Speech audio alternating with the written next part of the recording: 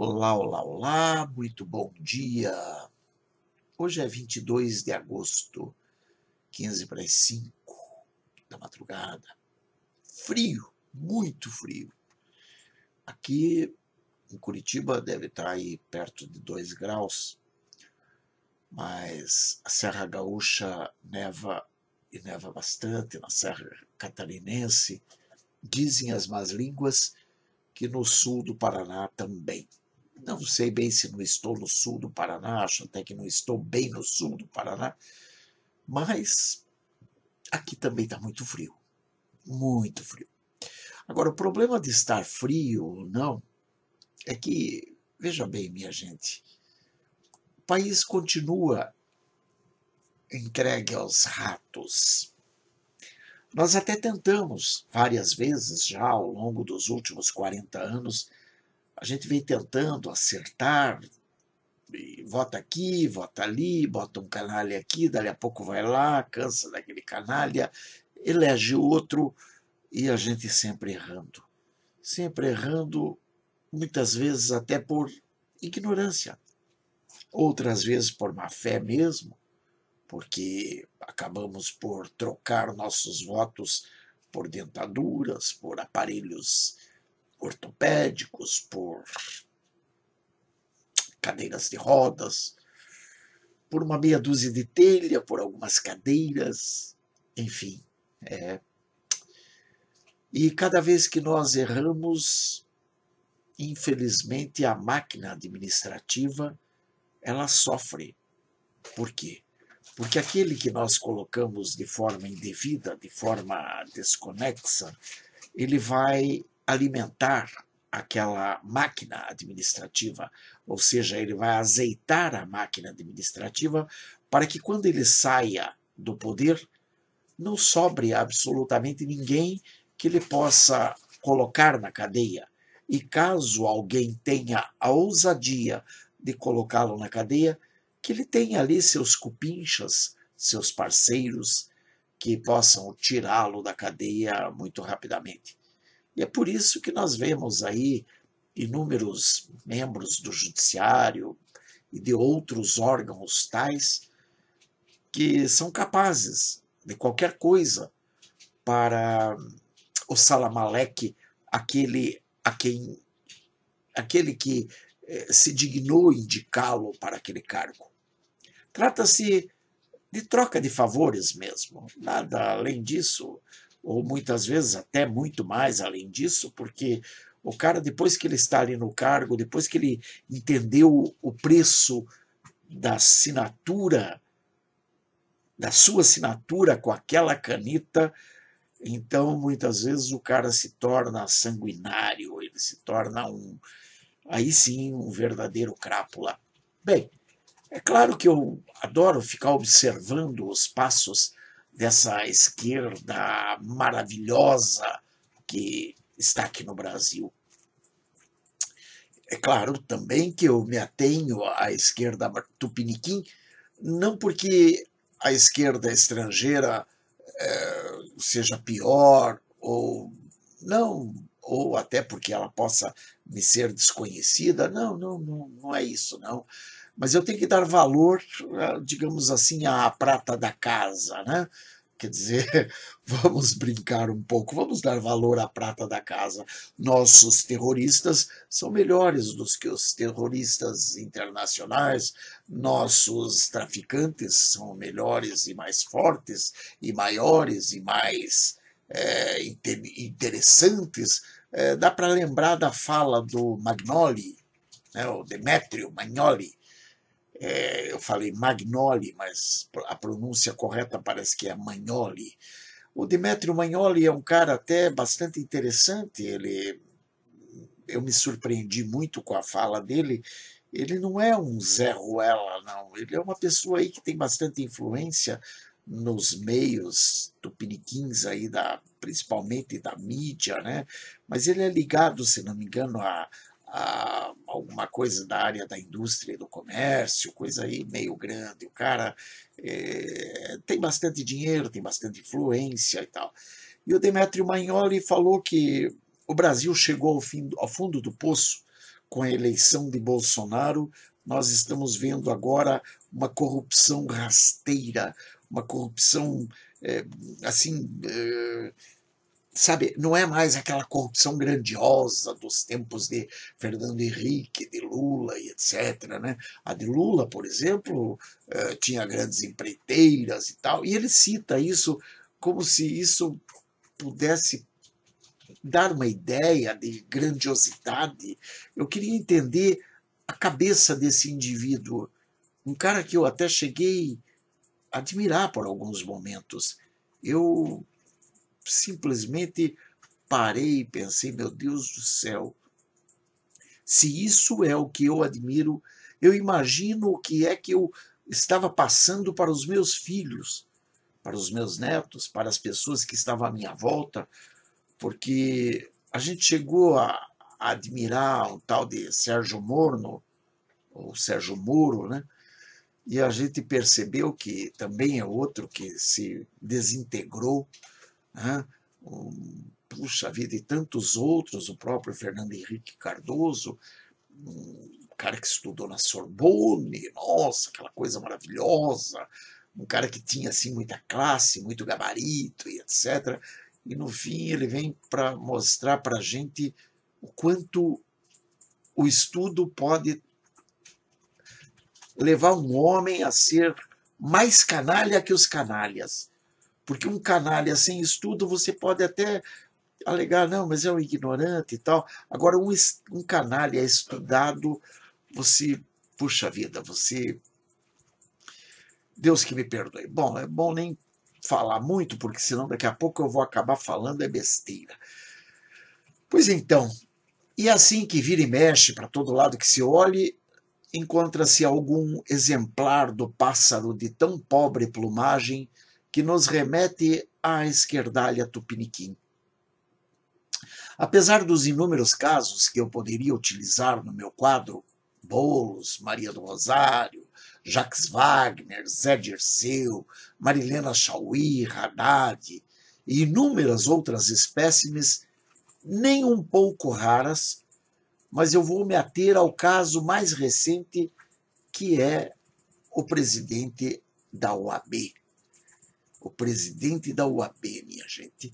É algo interessante, porque a OAB, inclusive, ela tem uma história por trás dela, que o Collor de Mello, de uma canetada, ele desestruturou a OAB. E até onde me consta, por alguns meios que eu andei vasculhando na internet e tal, não tenho grandes conhecimentos, eu vi que a OAB ela não volta a existir como uma entidade com CNPJ e etc. Mas, curiosamente, ela continua existindo desde sempre, mesmo e apesar da canetada do Fernando Collor de Mello. Mas até ali, tudo bem, deixa o AB para lá, não tem problema, eu não sou advogado, não vou ser filiado nunca, não preciso ser filiado ao AB, graças a Deus, porque se precisasse eu ia ter um problema muito sério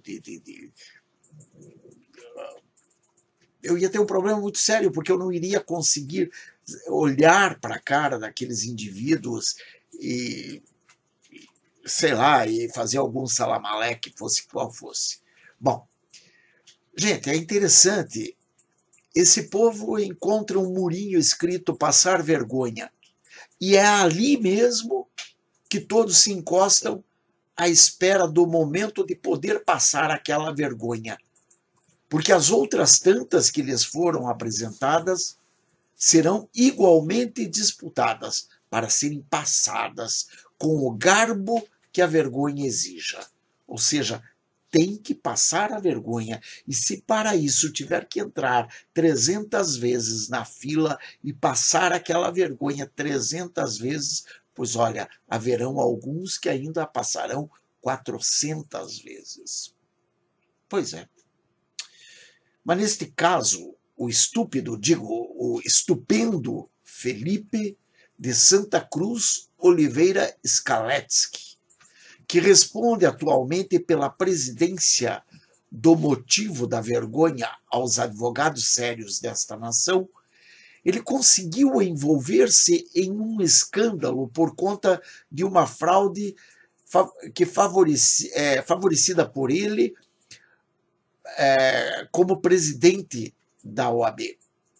E nós ficamos sabendo justamente disso porque alguns outros membros da diretoria, insatisfeitos com o andamento dos trabalhos que denunciam, emitiram o memorando número 2 de 2020, diretoria de 13/8/2020, que diz: de diretoria para, aqui eu vou ler o memorando, de diretoria para Felipe Santa Cruz, presidente nacional da OAB. Assunto: suspensão da aposentadoria do servidor Paulo Guimarães, referente processo 49.0000 de 2020, 005019-2. Senhor presidente, no dia 30 de julho de 2020, foi comunicada na reunião da diretoria realizada virtualmente a notícia de que foi apresentado o pedido de aposentadoria de Paulo Torres Guimarães, superintendente gerente do Conselho Federal da OAB. Recebemos a informação e constatamos que no processo de pagamento da rescisão haveria extrato de ata daquela reunião de diretoria com a suposta aprovação do colegiado acerca daquele pedido especial, o que não ocorreu.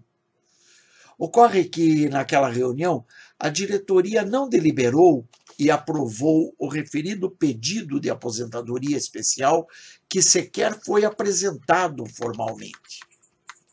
Em momento algum foi mencionado que o pedido de aposentadoria do servidor não seria pelo regime geral do INSS. Considerando que não há fundamento jurídico válido para deferir aquele pedido, porque lhe falta amparo legal, manifestamos no grupo do WhatsApp da diretoria que o mesmo deveria ser suspenso e solicitado parecer jurídico externo, o que já foi feito e aguardamos sua conclusão. Diante disso, consideramos prudente que Vossa Senhoria determine a retirada do extrato do ato de diretoria que foi anexada aos autos de pagamento da rescisão contratual do funcionário Paulo Guimarães e, caso tenha sido juntada em qualquer outro procedimento, evitando-se prejuízo à OAB. Cordialmente assinam a presente Luiz Viana Queiroz, vice-presidente, Ari Baguiante Neto, secretário-geral adjunto, e José Augusto A. de Noronha, diretor-tesoureiro. Pois é. Aqui nós vemos que o Felipe Santa Cruz, um comunistinha de Araque, fazendo festinha com o dinheiro alheio. Meu caro Felipe, você está fazendo o papel de um comunista de Araque, porque é claro que você não abre mão daquilo que você tem para absolutamente nada, né? Mas com o dinheiro dos outros, você faz as benesses, você ajuda, você faz aquilo que tem que ser feito com o dinheiro dos outros. Você está fazendo festinha com o dinheiro alheio? Eu entendi direito? Beneficiando a quem pode te afundar, inclusive, né? Porque, veja bem, eu não creio que você tenha ajudado esse tal, acho que é José Guimarães, deixa eu ver se é isso mesmo o nome do infeliz. Eu não creio que você tenha ajudado esse Paulo Guimarães nessa aposentadoria, porque a tua benevolência voe tão alto. Não. Eu creio até que esse Paulo Guimarães Eu creio que seria bastante. Paulo Torres Guimarães, eu queria, eu creio até que seria muito interessante. O Brasil gostaria, e o Brasil inteiro pode estar doido de vontade de saber o que é que está por trás dessa tal aposentadoria desse tal Paulo Torres Guimarães. Será que pode ter na pontinha da língua dele alguma coisa que ele possa, digamos, escorregar para contar a alguém? E você, Paulo Torres Guimarães, muito cuidado com os teus amiguinhos, porque a esquerda tem muito medo de arquivo vivo. E eles não gostam muito que esses arquivos vivos continuem vivos. Pode dar uma olhadinha na história, você vai ver rapidamente aí inúmeros arquivos vivos, principalmente da era PT para cá, de 1990 e alguma coisa para cá. Você já vai ver lá o caso do Celso Daniel, o caso, e inúmeros outros, tem vários casos, o Toninho do PT, tem aquele caso daquele presidente de uma grande, eu não lembro o nome da empresa, mas eram vários casos, né? O que eu estou lembrando agora, o avião que caiu com ele, o próprio Teori Zavascki, por que será que ele caiu o avião dele, né? O Eduardo, aquele que foi candidato à presidência quando a Dilma disputou. Então você veja assim que é muito complicado ser arquivo vivo. Eles não gostam muito. Agora, é claro, veja bem, deve ser só impressão minha, lógico, naturavelmente. Naturavelmente. Sabe, gente, eu acho que esse país, ele realmente precisa de um choque muito forte de realidade. Talvez fosse melhor, de fato, que passássemos por uma, não essa ditadura de Araque, dos 11 ministros do STF, não, mas algo mais eficiente, porque quando passamos pelo regime militar, de 64 a 85, inclusive ainda hoje, muitos jornalistas têm todo um cuidado para falar do regime militar, primeiro porque eles têm medo dos militares, e segundo, porque eles não querem de maneira alguma dar o braço a torcer, que a leitura deles é equivocada com relação ao período. Porque aquele período não foi de ditadura. Ditadura nós estamos vivendo hoje nas mãos desses 11 que estão mandando. São 11, gente. E veja quem. Dias Toffoli, Alexandre de Moraes, Gilmar Mendes, Lewandowski, Celso de Mello, Marco Aurélio, a Rosa Weber, a Carmen Lúcia, o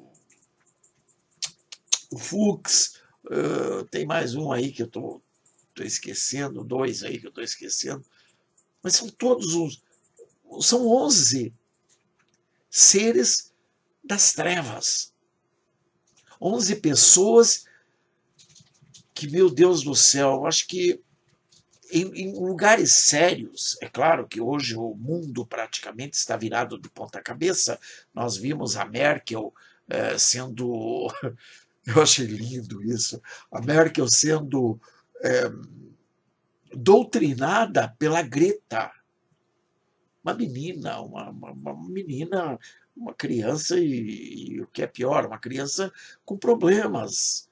E estava lá falando, e aí a partir daquilo a Merkel e a Alemanha lá resolveram não fazer acordo com o Mercosul, né, através da União Europeia, porque resolveram dar voz a uma menina com problemas.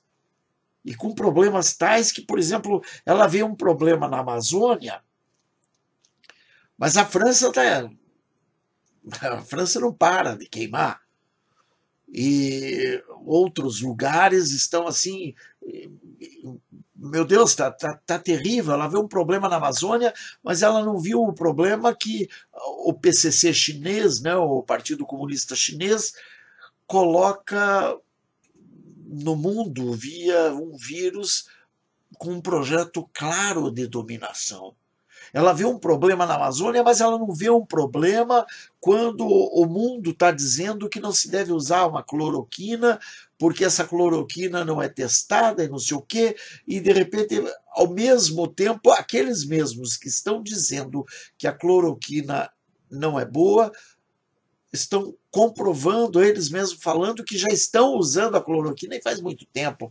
A China, por exemplo, está usando desde fevereiro, e o que é o detalhe, ela não está usando a hidroxicloroquina, que é mais fraca, ela está usando a própria cloroquina, que é mais forte e, portanto, mais, daí sim, mais, digamos, mais perigosa. Lógico que o perigo está na manipulação equivocada do medicamento. Agora, se o medicamento é manipulado por pessoas que compreendam do riscado, saberão usá-lo à altura. E vocês vejam que, puxa vida, esse mesmo pessoal está se contradizendo a todo instante.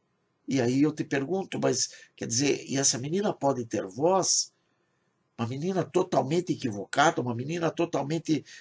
Puxa vida, por favor, ponham essa menina sob cuidados.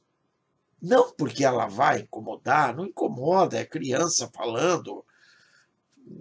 Puxa vida, imagine um país ser, o mundo ser dominado porque uma criança está dizendo A ou B, ou C ou D. Poxa, bota essa criança para estudar, para se preparar para o futuro. Aí, quem sabe, um dia ela possa vir a ser uma nova Merkel, que Deus a perdoe, que Deus a proteja de tal sina. Mas é possível, né? Existem aí esses caras, tipo esse Felipe Santa Cruz, esse Dias Toffoli, a Carmen a Lúcia Rosa Weber, a Dilma Rousseff, por que não pode ter uma Greta Thunberg? Claro que pode, coitadinha. Né? Assim como temos aí alguns Bolsonaro da vida, por que não pode ter também um Lula da Silva? Claro que pode, está aí, está vivo, o sol nasceu para todos em igualdade de condições. A única coisa que me deixa curioso é o sol nasceu para todos, a democracia, inclusive divina, é maravilhosa, mas o país não pode ser democrata a ponto de ser governado por alguém que teve 57 milhões de votos. De jeito nenhum. Aí tem que sair os 11 lá e começar a mandar no país. Tutela? Tutela presidencial no Brasil? Não. Isso é golpe, gente. Isso já passou de golpe. Nós estamos vendo que é golpe quando nós vimos aí a prisão de inúmeros jornalistas porque, aspas, falaram mal do STF. Agora, aquele que sugere a morte de Bolsonaro, esse não tem problema, não. Aliás, não pode investigar a vida dele de jeito nenhum. Né? Imagine, da onde que o ministro da Justiça pode se envolver em alguma coisa, a Advocacia Geral da União, afinal de contas, é tudo bibelô, sabe? Bolsonaro é um bibelô que colocou um monte de bibelô lá no Ministério da Educação, no Ministério da Saúde, no Ministério da Justiça, tudo o resto ali é tudo bibelô, ninguém pode fazer nada. A única coisa que podem fazer é liberar dinheiro para Dória, Witzel, olha só as figuras que são consideradas ímpares, né? Que são consideradas a fina flor da inteligência. Gente, está na hora de criarmos vergonha na cara. Pense nisso. Vamos lá. Afinal de contas, a esquerda é a máquina da corrupção. Que Deus nos abençoe, que Deus nos proteja, que Deus proteja a nossa nação, porque nós estamos indo de mal a pior. Pai nosso que estás nos céus, santificado seja o vosso nome, Venha a nós o vosso reino, seja feita a vossa vontade, assim na terra como no céu. O pão nosso de cada dia nos dai hoje, perdoai as nossas ofensas, assim como nós perdoamos a quem nos tem ofendido, e não nos deixeis cair em tentação, mas livrai-nos do mal, porque teu é o reino, o poder e a glória, agora e para sempre. Amém. Apenas para lembrar, é algo bem interessante, é bom deixar gravado, registrado. Gente, nossos advogados aqui no Brasil, eles natural que tenham que defender quem? Quem precisa. Quem precisa de defesa normalmente é quem faz alguma coisa errada até. Alguns não fazem errado e tal, acabam se envolvendo e daí tem problemas, aí precisa do advogado. Mas a grande maioria dos clientes das bancas advocatícias são pessoas que efetivamente cometeram algum delito e estão, por conta disso, com os pés na cadeia, né?